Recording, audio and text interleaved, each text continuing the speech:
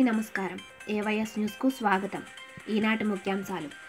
విజయనగరం జిల్లా మెంటాడ మండలం ప్రజా పరిషత్ అభివృద్ధి కార్యాలయంను సందర్శించిన విజయనగరం డిజిటల్ పంచాయతీ అధికారి ఆరికతోట మోహన్ రావు. గ్రామ పంచాయతీ ఎన్నికల నేపథ్యంలో ఆయన పర్యటన చేసి మండల విస్తరణ అధికారి ఆర్ వాణిశ్రీ మరియు పంచాయతీ కార్యదర్శులతో సమావేశం నిర్వహించారు. ఈ సందర్భంగా ఓటర్ల జాబితా మార్కుడు కాపీలు, వర్కింగ్ కాపీలు సిద్ధం చేసుకోవాలని, వార్డు సభ్యులకు సరిపడినన్ని బూతులు ఏర్పాటు చేసుకోవలసినది లేనిది పరిశీలించుకోవాలని సూచించి పంచాయతీ కార్యదర్శులు సందేహాలను నివృత్తి చేశారు. ఈ కార్యక్రమంలో మెంటాడ మండల విస్తరణ అధికారి ఆర్ వాణిశ్రీ మరియు పంచాయతీ కార్యదర్శులు పాల్గొన్నారు.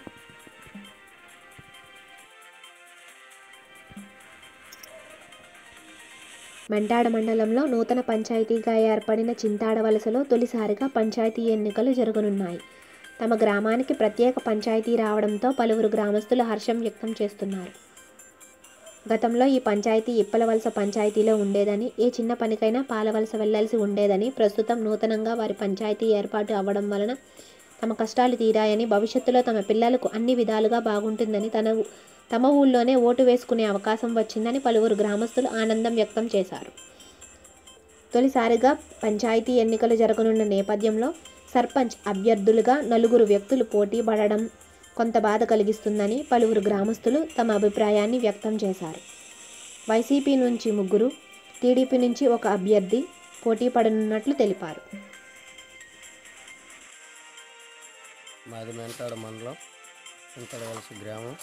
నూతన పంచాయతీ ఇద్దాం మాకు ఎంతో సంతోషంగా ఉంది. ఇంతకు ముందు కన్నా ఇక్కడ మాకు మా హై స్కూల్లో ఓట్లు జరగటం మాకు ఎంతో బాగానే ఉంది. ఓకే, చాలే. మాది విజయనగరం జిల్లా మెంటాడ మండలంలో నూతనంగా ఏర్పడిన 31వ పంచాయతీ అనగా చింతడవలస గ్రామం పంచాయతీ నూతనంగా ఏర్పడ్డది. ఇంతవరకు ఇటువలసలో ఉండేవారమే. అది ఈ రోజుకి నూతనంగా ఏర్పడి ఇంతవరకు మాకు 50 సంవత్సరాలతో వాళ్ళతో అనుభవం ఉంది. అది ఈ సంవత్సరంతో నాకు సంతోషంగా ఉంది.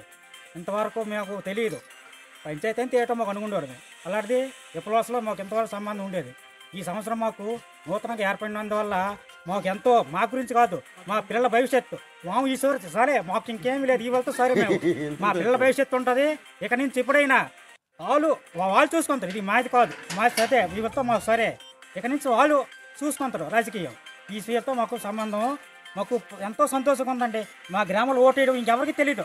నాకు కాదు, నా పిల్లలకు తెలియదు. ఎవరికి ఆ ఓటేంటి ఎక్కడ వేయాలో ఎడితే తెలియదు. ఈ రోజుకి మాత్రం నాకు ధన్యవాదాలు.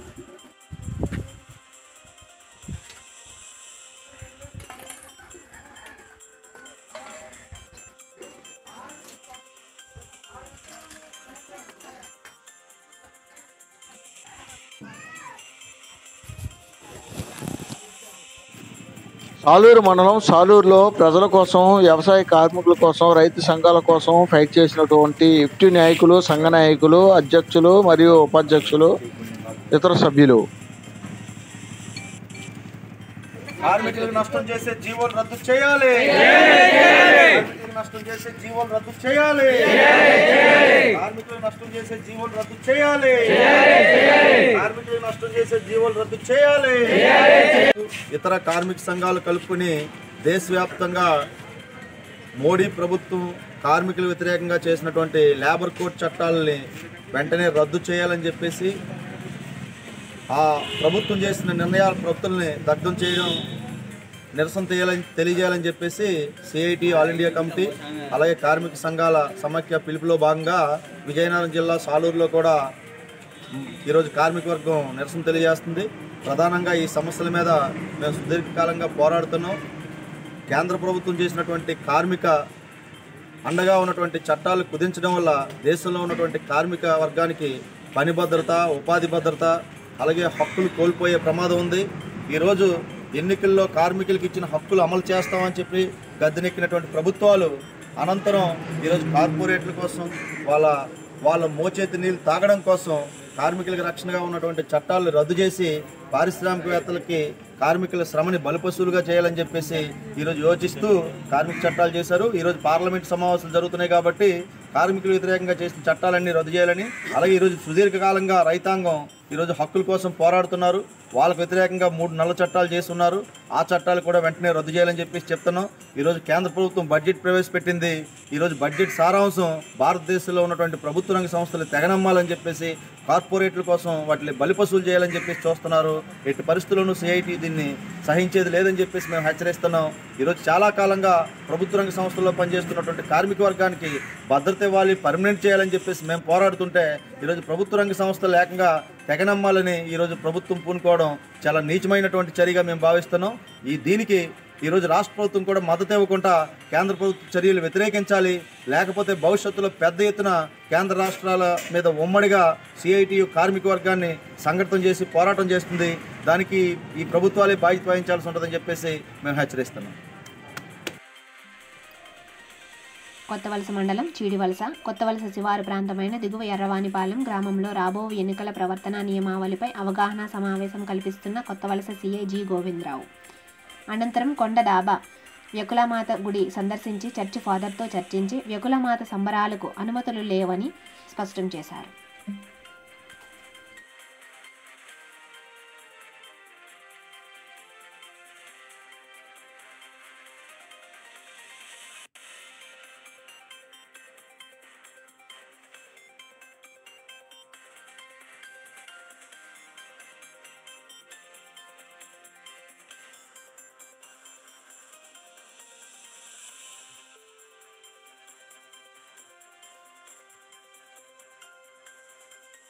అంటారు ఎలక్షన్ నియమ నిబంధనలు. మన ఇంట్లో ఉత్తప్పుడైతే ఓ 10 లక్షలు క్యాష్ 5 లక్షలు క్యాష్ ఉంచుకోవచ్చు, దాన్ని ఎవరు అడగరు. ఎలక్షన్ నియమాలు వచ్చిన తర్వాత అంత మొత్తం ఇంట్లో డబ్బులు ఉంచుకోకూడదు. ఉంచుకున్నట్టుగా అయితే ఎలక్షన్ కమిషన్ అంటే మన ఆర్ఓ అని మన మండల ఆఫీస్లో మన ప్రజెంట్ అయితే ఎంపీడీఓ గారు ఆర్ఓ ఇన్ఛార్జ్, ఎలక్షన్ కమిషనర్ మన మండలానికి ఎలక్షన్ ఆఫీసర్ ఎంపీడీఓ గారు, ఆయన పర్మిషన్ తీసుకోవాలి. ఎందుకంటే మన ఇంట్లో ఆడపిల్ల పెళ్లి చేస్తాం, నెక్స్ట్ ఏప్రిల్లోనో మేలోనో ఇప్పుడు చేస్తాం, డబ్బులు అప్పుడు కూడా కుదరవు కదా. ముందుగా మనం బ్యాంకులో డిపాజిట్ చేసి రావచ్చు, వాళ్ళకి అప్పు తీసుకోవచ్చు, పొలం అమ్మవచ్చు, ఇంకోటి రావచ్చు, డబ్బులు మనం జాగ్రత్త పెట్టుకుంటాం. అలాంటప్పుడు ఏం బాధపడక్కర్లేదు, ఒక పర్మిషన్ లెటర్ తీసుకోండి. మా పిల్ల పెళ్లి నిమిత్తం మా ఇంట్లో డబ్బులు ఉంచుకుంటున్నాం, మేము ఈ విధంగా తెచ్చుకున్నాం అంటే దాన్ని మేము ఎంక్వైరీ చేస్తారు, పర్మిషన్ ఇస్తారు మీకు. అప్పుడు మీ ఇంటి మీద ఎవరు రేడ్ చేసినా ఈ పర్మిషన్ లెటర్ చూపిస్తే ఎవరేమంటారు. అదే మీ సొంతంగా మీరు పొలం అమ్ముకునేది అందరికి తెలిసిన అయినప్పటికీ మీరు పర్మిషన్ తీసుకోకపోతే మీ ఇంటి మీద రేడ్ చేస్తే ఎవరైనా డబ్బులు సీజ్ చేసేస్తారు. మళ్ళీ ఎప్పుడు ఎన్నికల కమిషన్ మీరు అప్పుడు అర్జీ పెట్టుకోవాలి, బాబు మా డబ్బులు అవి మీ పెళ్లి నిమిత్తం తెచ్చాం, ఇలా పోలీసు వాళ్ళు లేకపోతే ఎలక్షన్ కమిషన్ ఎవరో సీజ్ చేస్తారు, మా డబ్బులు మాకు ఇప్పించండి. తర్వాత ఎంక్వైరీ చేసి ఇస్తారు. ఇలా పుణ్యకాలం అయిపోతుంది, మన అవసరాలు కాలిపోతాయి. తర్వాత వస్తే లేకపోతే రావాలి, మన డబ్బులు మనకు వస్తాయి. అదేదో తర్వాత అర్జీ పెట్టుకునే ముందే మనం లెటర్ పెట్టుకుంటే, బాబు మా ఇంట్లో మా అమ్మాయి పెళ్లి నిమిత్తం తెచ్చుకున్నాం, లేకపోతే మా ఇల్లు కట్టుకోవడానికి నిమిత్తం ఇంత డబ్బులు మేము మా ఇంట్లో ఉంది, మా డబ్బులు అది దుర్వినియోగానికి ఎలక్షన్ సంబంధించి కాదు, అది ముందే ఆర్ఓ గారికి మీరు లెటర్ పెడితే దానికి పర్మిషన్ ఇస్తే ఇబ్బంది ఏమన్నది మీకు. అలాగే ఎలక్షన్ ఆర్ఓ గారు మన మండల అధికారి ఎవరైతే ఉన్నారో వాళ్ళు మీరు ట్రాన్స్పోర్ట్ చేసిన వస్తువులకి పర్మిషన్ ఇస్తే ఎవరు ఆపరు, ఇవ్వకపోతే ఆపేస్తారు. ఇప్పుడు మీ అమ్మాయి మెచ్యూర్ అయింది, ఫంక్షన్ నిమిత్తం భోజనాలు అయిన తర్వాత ఏం చేస్తారు, గిఫ్ట్లు ఇస్తారు కదా, ఇస్తారు ఎవరా ఇస్తారు. ఆ గిఫ్ట్లు ఎక్కడ కొనాలి, మనం విజయనగరమో వైజాగ్లో కొంటాం. కొన్ని 100, 50 అని తెచ్చుకుంటాం. చెక్ పోస్టులు ఆపుతారు. ఇవి ఎక్కడికి వస్తువు బాబు మా ఇంటి కార్యక్రమం పోతే నేను తీసుకెళ్తున్నాను, పర్మిషన్ లెటర్ ఉందా? 6వ గారికి ఉందనుకోండి, ఎవరు ఆపరు. లేదు మీ మాకెందుకు, మా ఇంట్లో ఫంక్షన్ మేము చేసుకుంటాం, మా డబ్బులు మేము ఎందుకు పర్మిషన్ తీసుకోవాలని మీకు తెలియకపోవడం వల్ల కానీ, లేకపోతే ఎందుకు తీసుకోవాలని వితండవాదం వల్ల కానీ పర్మిషన్ కంట దాని మీద తెచ్చారమ్మా. చెక్ పోస్టులు ఆపారమ్మా, అది కూడా సీజ్ చేసేస్తాం. ఉత్తప్పుడు కాదు, ఇప్పుడు ఎలక్షన్ నిబంధనలు ఉంటారు, సీజ్ చేస్తాం. కాబట్టి అటువంటి ఏమనుంటే మీరు అనొచ్చు, బాబు ఎన్నికల్లో మనం మా ఇంట్లో ఫంక్షన్ మేము చేసుకోకూడదు అని. చేసుకోకూడదనం, కానీ ఒక లెటర్ పెట్టుకోవాలి. ఏమైనా వస్తువులు పై ఊరిని మన ఊరికి ఇచ్చా, మన ఊరిని పై తీసుకెళ్ళినా ఈ నిమిత్తం నేను తీసుకెళ్తున్నాను మీరు ఒక 6వ గారికి పర్మిషన్ పెడితే ఆయన లెటర్ ఇస్తే ఎవ్వరు ఆపరు. ఇవి మీకు తెలియకపోవడం వల్ల మీ ఇంట్లో తెచ్చి పెట్టుకుంటే ఎవరో పక్కింటి పన్నెండు పక్కింటి ఉంటారు కదా, అక్కడ ఎవరో ఫోన్ చేస్తారు, ఈ వీళ్ళు పలానా పార్టీకి మద్దతుగా వాళ్ళ ఇంట్లో ఒక 50 చీరలు ఉంచారు అని. అది మీరేదో మీ ఇంటి కుటుంబం ఏదో ఫంక్షన్ ఉంది, మీ బంధువులకి ఇద్దామని మీరు తెచ్చుకుని ఉండొచ్చు. కానీ మేమేం చేస్తాం, ఎలక్షన్లో పంచడానికి మేము అనుకుంటాం ఫస్ట్ సీజ్ చేసేస్తారు. తర్వాత అవన్నీ నేరారోపణ కరెక్టా కాదని తర్వాత ఎంక్వైరీ చేస్తాం. ముందే సీజ్ చేసి ఎలక్షన్ కమిషన్ దృష్టిలో పెట్టేస్తాం. ఎలక్షన్ అయిన తర్వాత మీరు అర్జీ పెట్టుకుంటే తర్వాత ఎంక్వైరీ చేసి అప్పుడు మీకైతే ఇస్తుంది, న్యాయబద్ధంగా మీకైతే మీకు ఇస్తుంది. కానీ ఈలోపు మన పుణ్యకాలం అయిపోద్ది కదా, మన ఇంట్లో అవర్సిన ఏమైనా కార్యక్రమాలు అయిపోతాయి కదా. అందుకని అటువంటి ఏమైనా ఉంటే మీరు ముందుగా పర్మిషన్ పెట్టుకుంటే పర్మిషన్ ఇస్తారు, ఎవరు కాదని ఇస్తారు. 2, ఏదో వీధిలో ఎవరో తెస్తారు పార్టీకి సంబంధించిన వ్యక్తులు, కొన్ని చీరలు తెచ్చి మీ ఇంట్లో పెట్టండి, మీరు ఎవరికి చెప్తే వాళ్ళకి ఇద్దాం, ఒక గంట పెడితే గంట తర్వాత పనిచేద్దాం, ఇలా పోలీసులు ఎవరు రారు పనిచేద్దాం, సరే నాకు 2 చీరలు వస్తాయి కదా అని మీరు ఇంట్లో పెట్టుకోవచ్చు. ఈలోపు ఎవరో ఫోన్ చేస్తారు, మేము వస్తాం, వచ్చి చెక్ చేస్తే మీ ఇంటికి జరిగితే మీ మీద కేసు పెడతాం, వాడి మీద పెట్టాం. మీరు చెప్తే వాడిని అడిగితే వాడు నాకు సంబంధం లేదంటే, నేను ఇవ్వలేదు నాకేం సంబంధం, వాళ్ళే అంటాడు. ఎలాగ ఒకసారి పట్టుకుంటే బట్టలు వెనక్కి రావని అది తెలుసు, మళ్ళీ వాడి కేసు ఇన్వాల్వ్ అవుతాడా? ఎవడు? మీ ఇంట్లో పెట్టుకున్నందుకు మీరు బాధ్యత, మాకు తెలుసు మీకు కావని, కానీ మరి మీ ఇంట్లో పెట్టినందుకు మీ మీద కేసు పెట్టుకోకూడదు. అలాగే కొంతమంది ఏం చేస్తారు, చిన్న బ్యాగ్ ఒకటి తెస్తారు, చిన్నదో పెద్ద, మీ ఇంట్లో పెట్టిందమ్మా కొద్ది రోజులు తర్వాత తీసుకుంటాం.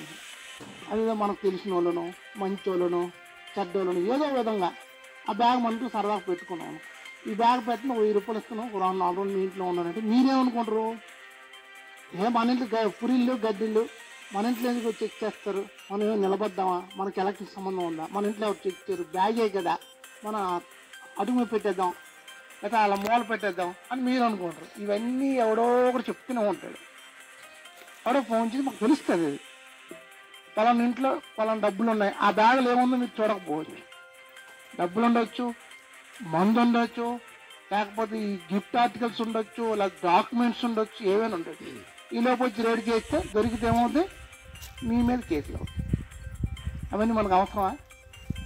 అందుకని ఎలక్షన్ ఉన్నదని ఎవరైనా ఇది ఇచ్చి మీ ఇంట్లో ఉంచమంటే మీరు ఉంచకండి. ఉంచిన తర్వాత మీరు లైవ్ అంటే నా సుఖం లేదు, కేసు గడేస్తారు. ఎక్కడ దగ్గర కేసు గడేస్తారు ముందు, తరువాత ఆలోచనలు ఉంటాయి. మీరు అనొచ్చు, మేము చెరువు పనికి వచ్చాం బాబు, మా ఇంట్లో ముసలోడు ఉన్నాడు, ముసలిదే ఉంది, ఇలా చిన్నపిల్లలు ఎవడో బ్యాగ్ పెట్టి వెళ్ళిపోయాడు మా ఇంట్లో, మాకు తెలియదు. అన్నీ తెలుసు మీకు, ఇదొక వంక, తెలివితేటలు అంటే ఇదొక వంక, మాకు తెలియదు ఎవరో పెట్టి వెళ్ళిపోయారట అని. అలాగైనా మీ మీద కేసు, మీ ఇంట్లో జరిగి మీ మీద కేసు. అందుకనే మీరు చెరువు పని ఇంటికి వెళ్ళినప్పుడు ఎవరైనా ఏమైనా తెచ్చారో మీ ఇంట్లో చెక్ చేసుకుని ఒకసారి, దొరికిన తర్వాత మీరు ఏది చెప్పినా మేము ఏది వినాం అనే యూతో ఉంటారు. ఎలక్షన్ కేసులు అనేది చాలా పవర్ఫుల్, నాన్ వేరియబుల్ కేసులు పెడతారు. ఏ కోర్టులో కూడా ఎలక్షన్ కేసులు రాజీ చేయబడవు. ఉద్యోగులు అనుకోండి, మీరేదో కొట్టుకుంటే మా దగ్గరకు వచ్చండి, సరే ఏదో తాగిసి కొట్టుకున్నాను మా ఊళ్ళో మంచి చూసారంటే పొందే అది అయిపోయింది అనుకోండి. ఇలాంటప్పుడు మీరు అలా చెప్పినా కదా, మేము ఎలక్షన్ టైంలో చిన్న ఇష్యూ కూడా పెద్ద ఇష్యూ కింద భావిస్తాం, ఎందుకంటే ల్యాండ్ ఆర్డర్ కంట్రోల్ ఉంటుంది. ఇప్పుడు ప్రతి ఊర్లో కూడా ఎలక్షన్ జరుగుతుంది, ఎక్కడైనా గొడవ రైజ్ అవుతుంది. ఇటువంటి కఠినమైన శిక్షణ లేకపోతే భయభ్రాంతులు గురి కాకపోతే ఏ తప్పులేదు చేస్తారు. ఈ కఠినమైన శిక్షణ అంటే భయపడి కంట్రోల్లో ఉంటారనేది ఎలక్షన్ కమిషన్ ఇది, కాబట్టి ఆ విధంగా కేసులు పెడతాం. దయచేసి చాలామంది మగవాళ్ళు రాలేదు, ఇది అందరికి చెప్పండి అమ్మా, పిల్లలకు కూడా చెప్పండి. తాగేసి కూర్చొని రచ్చబడి మీద కూర్చొని ఏదో గొడవలు పడతాం. అక్కడ నచ్చిన వ్యక్తిని మనం ఎన్నుకోవాలి, మన ఓటు మనమే వినియోగించుకోవాలి. భారత రాజ్యాంగం ఇచ్చిన ఎన్నో హక్కుల్లో ఓటు హక్కు అనేది చాలా పవిత్రమైనది, చాలా వాల్యుబుల్. ఎందుకు అంటే అన్ని మిగతావన్నీ సమానం కాదు నేను చెప్పలేను, కానీ ఓటు హక్కు మాత్రం అపర కుబేరుడు అంటే ధనికుడికి అదే ఓటు, పేదవారికి అదే ఓటు, ఆడవారికి అదే ఓటు, మగవారికి అదే ఓటు, చిన్నోడికి అదే ఓటు, పెద్దోడికి అదే. ఎవరు ఓటైనా ఓటు ఒకే విలువ ఉంటుంది. ఇక్కడ తారతమ్యం లేని విలువ అంటే ఓటు ఒక్కొక్కటి మాత్రమే. ఇప్పుడు మనం పనులకు వెళ్తాం, తాపీ పనికి ఏదైనా ఆడదానికి ఒక కూలి, మగవాడికి ఒక కూలి, అనుమూనుడికి ఒక కూలి, అనుమూనుడికి ఒక కూలి ఇస్తారు ఎవరా. ఏ వర్క్ కింద మన తాలూకు పనిని బట్టి, మన తాలూకు అనుభవాన్ని బట్టి మన ఆడంటే ఆడవాళ్ళకి ఒక రేటు, మగవాళ్ళకి ఒక రేటు ఇస్తారు పనులు. కానీ ఓటు హక్కులో లేదు. గత 60 సంవత్సరాలు ఓటు వేసిన వ్యక్తికి అదే విలువ ఉంటుంది, కొత్తగా ఓటు హక్కు వచ్చినప్పుడు కూడా అదే విలువ ఉంటుంది. ఓటు అనేది అందరికి సమాన ప్రాతిపత్తి కాబట్టి మన ఓటు అనేది ఇప్పుడు పవిత్రమైనది, వినియోగించుకోవాలి. భారత రాజ్యాంగబద్ధంగా ఓటు కల్పించేది గొప్ప. ఒక ప్రభుత్వాన్ని నిలబెట్టిన మన ఓటులను ఎన్నిక చేసుకుంటాం. కానీ మన అందరం కూడా ఓటుని తప్పనిసరి ఓటు హక్కు వినియోగించుకోవాలి. ఓటు అనేది శాంతియుతంగా, ఎటువంటి గొడవలు లేకుండా, స్వచ్ఛందంగా, స్వేచ్ఛగా మీరు ఓటింగ్ చేసే విధానంగా మేము మీకు అది కల్పిస్తాం. అటువంటి వాతావరణం కల్పిస్తాం. భయభ్రాంతులకు మీరు గురి కానవసరం లేదు. అలాగే ప్రేరణ కూడా గురి కాదు. ప్రేరణ అంటే ఏంటి? మాకు ఓటు ఇస్తే 500 ఇస్తాం, లేదా 1000 రూపాయలు ఇస్తాం, లేదా చికెన్ బిర్యానీ ఇస్తాం, వాటర్ బాటిల్ ఇస్తాం, లేదా పట్టు చీర ఇస్తాం, కొంచెం బర్న్ ఇస్తాం, స్టీల్ బాక్సులు ఇస్తాం, ఏదైనా ఇస్తాం అంటే వాటి ప్రలోభాలు అంటారు. ఆ ప్రలోభాలకు లోనయ్యి మనకు చాలా విలువైన ఓటుని మనం దుర్వినియోగించుకోవాలి. ఎవరేది ఇచ్చినా ఒకరోజు 2 రోజులు ఒక పూట పోతుంది. కానీ మీరు వేసిన ఓటు 5 సంవత్సరాలు మనల్ని పరిపాలిస్తుంది. కాబట్టి ఓటు వేసేటప్పుడు ఆలోచించి స్వేచ్ఛగా మీకు నచ్చిన వ్యక్తి మీరు ఓటు వేయాలి. అదేవిధంగా ఎవరైనా తెచ్చి మన ఇంట్లో కొంచెం చీరలు పెట్టండి ఉంచండి, మీకు 2 చీరలు ఇస్తాను, లేదా టిఫిన్ బాక్సులు మీ ఇంట్లో ఉంచండి, లేదా మద్యం బాటిల్ పెట్టండి, డబ్బులు పెట్టండి, మీరు అమాయకంగా మీ ఇంట్లో పెట్టారనుకోండి. మా ఊరు సీఏగా చెప్పారు, మా ఊరు చాలా మంచి ఊరు, మా ఊరు పోలీసు వాళ్ళు రారు, మా ఇంట్లో పెడితే ఏమవుతుందని పెట్టారు అనుకోండి. ఊరుకుని మంచి పేరంటే ఒక్క చెడ్డ పడితే పోతుంది. ఏదో సామెత ఉంది, బంగారు ప్లేట్ అయినా గోడ చెరువు ఉండాలని. అలాగే బిందులు పాలైనా ఒక్క పెరిగేస్తే ఏమవుతుంది, దాని స్వరూపం అంతా మారిపోయింది. అలా ఎంత మంచి పేరు తెచ్చుకుని ఎవరో ఒక్కరిని తప్పు చేసి ఏదైనా చేసింది అనుకోండి, ఊరికే చెడ్డపోయింది కదా. కాబట్టి ఎవరైనా మీ ఇంట్లో ఉంచండి, దాయండి అంటే అమాయకంగా ఇంట్లో పెట్టుకొని అమాయకంగా మోసపోవద్దు. మేము వచ్చి రేపు చేస్తే మీ ఇంట్లో డబ్బులు కానీ, బహుమతులు కానీ, మందు కానీ ఏది దొరికినా తీసుకెళ్ళండి. అలాగే ఈ ఎన్నికల నిబంధనలు వచ్చిన తర్వాత మన ఇంట్లో ఆడపిల్లకు పెళ్లి చేద్దామని ఏదో డబ్బులు అప్పు తెచ్చుకోవచ్చు, లేదా పొలం అమ్మవచ్చు, లేకపోతే LICలు రావచ్చు, లేదా పోస్టులు మనం దాచుకుని రావచ్చు. మన ఇంట్లో 50,000 కన్నా ఎక్కువ ఇంట్లో దాచుకోకూడదు. ప్రజెంట్ ఈ ఎన్నికల కమిషన్ ఆధ్వర్యంలో ఆ డబ్బులు అంటే మరి మన పిల్లలకి పెళ్లి చేయమా, మన కార్యక్రమం చేసుకోమా అంటే చేసుకోవచ్చు. మీరు ఎన్నికల అధికారులు ఒక ఆయన ఉంటారు, RO గారు, మనకి ఆయన పర్మిషన్ పెడితే బాబు మా ఇంట్లో అమ్మాయి పెళ్లి నెక్స్ట్ మంత్ ఉంది, ముందే రెడీ చేసుకోవాలి కదా, అప్పుడు కాబట్టి కుదరకూడదు, మా ఇంట్లో ఈ డబ్బులు మేము పొలం అన్నాము, ఆ డబ్బులు ఎలాగొచ్చి మీరు చెప్తారు, ఆ విధంగా మా ఇంట్లో డబ్బులు ఇచ్చి ఉంచాం అని మీరు చెప్తే పర్మిషన్ ఇస్తారు. అది పర్మిషన్ తీసుకోవచ్చు, మీరు ఉంచుకోవచ్చు.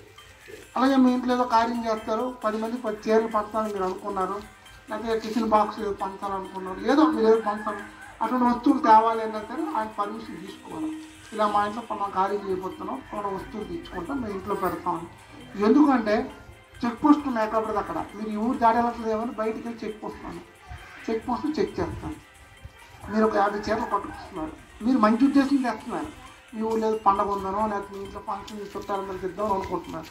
కానీ మేమేమనుకుంటాం, చెక్ పోస్టులు ఉన్నారు, మీరు ఎవరికి ఓట్లు వేస్తున్నందుకు పంచడానికి వెళ్తున్నారని ఆపేస్తారు, ఆపి సీజ్ చేసేస్తారు, సీజ్ చేసి ఎలక్షన్ నుంచి పంపించేస్తారు. ఇవి మీకు తెలియదే మీరు పర్మిషన్ తీసుకున్నారు అనుకో, మా ఇంట్లో కార్యం ఉంది బాబు, మీరు పలానా ఈ చీరలు కొనుక్కొని రావాలనుకుంటుంటే మీకు ఎక్కడి నుంచి తెచ్చినా ఎలక్షన్ కమిషనర్ RO గారు పర్మిషన్ ఎవరు ఆపరు మీకు, లేదా ఆఫీసు కేసు కడతారు. మీరు అయినప్పటికీ ఉపయోగం లేదు. పర్మిషన్ లేకుండా సీజ్ చేసిన తర్వాత ఎవరు చెప్పినా వెళ్ళరు, మళ్ళీ మీరు లెటర్ పెట్టుకొని మా ఇంట్లో ఫంక్షన్ ఉంది, ఎన్నికలన్నీ అయిపోయిన తర్వాత అధికారులు ఖాళీగా ఉంటారు కదా, అప్పుడు ఎంక్వైరీ చేస్తారు, ఇంట్లో ఫంక్షన్ కరెక్టా కాదు, ఇది పంచడానికి ఇచ్చారా లేదు, అవునా కాదని. ఇవన్నీ మన పుణ్యకాలం అంతా అయిపోతుంది. అటువంటి కార్యక్రమం ఊళ్ళో చేయాలి, మనకు వస్తువులు కానీ మన ఇంట్లో ఏ పొలం అమ్ముకున్న డబ్బులో ఇంకోటి ఇంట్లో ఉన్నప్పుడు RO గారు పర్మిషన్ తీసుకుంటే ఎవరు కూడా మిమ్మల్ని ఏమనరు, మన హక్కును కాదంట తెలియజేయాలి. ఎలక్షన్ అనేది నోటిఫికేషన్ వచ్చిన తర్వాత చాలా పవర్స్ ఉంటాయి, ప్రతిదీ కూడా అనుమానాస్పదంగా చెక్ చేయవలసి ఉంటుంది కానీ ముందుగా మీరు పర్మిషన్ తీసుకుంటే ఎవరికి ఇబ్బంది ఉండదు. మా డబ్బులు మా ఇంట్లో డబ్బులు మీకే డబ్బు మీరు అనొచ్చు. ఎలక్షన్ సజావుగా శాంతియుతంగా జరగాలంటే ప్రతి పల్లెలో కూడా ఎలక్షన్ గొడవలు జరుగుతూ ఉంటాయి. ఎవరో ఫోన్ చేసి చెప్తారు, ఫలానా ఇంట్లో వాళ్ళ లక్ష్మి ఇంట్లో ₹1,00,000 ఉన్నాయి సార్, ఆవిడ నైట్ పంచుతారు కదా, 100 చీరలు పెట్టింది ఆవిడ, బాత్రూమ్లు పెట్టింది సార్, అవన్నీ మాకు బాగా చెప్తారు.